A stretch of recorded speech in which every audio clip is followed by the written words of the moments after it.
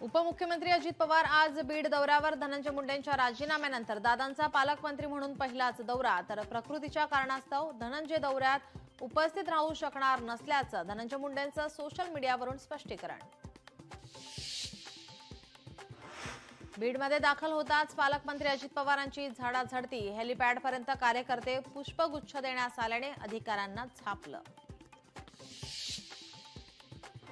बीडमध्ये अजित पवारांचा ताफा अडवण्याचा प्रयत्न. आश्रमशाळेतील शिक्षक धनंजय नागरगोजे आत्महत्येप्रकरणी 9 दिवसांपासून शिक्षकांचं उपोषण.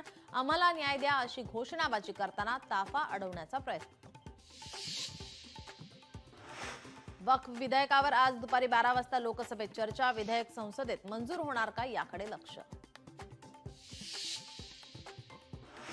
वक्फ विधेयकासंदर्भात काँग्रेसही मैदानात उतरली. काँग्रेसच्या सर्व खासदारांना लोकसभेत उपस्थित राहण्याचे आदेश. त्यापूर्वी राहुल गांधींची सर्व खासदारांसोबत बैठक पार पडणार. मनसे अध्यक्ष राज ठाकरेंनी बोलावली बैठक. संघटनात्मक बांधणीसाठी महत्त्वाची बैठक. शिवतीर्थावर बैठकीचं आयोजन. दिशा सालेण प्रकरणी आज वडील सतीश सालेण यांच्या याचिकेवर मुंबई उच्च न्यायालयामध्ये सुनावणी. दिशाची हत्या झाली असल्याचा आरोप. आदित्य ठाकरेंना आरोपी करण्याची देखील याचिकेत मागणी.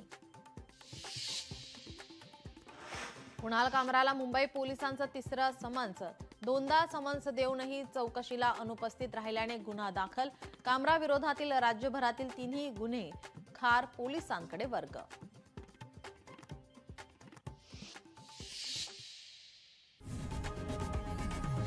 लोकशाही मराठी ऐका, पहा, जागरूक रहा.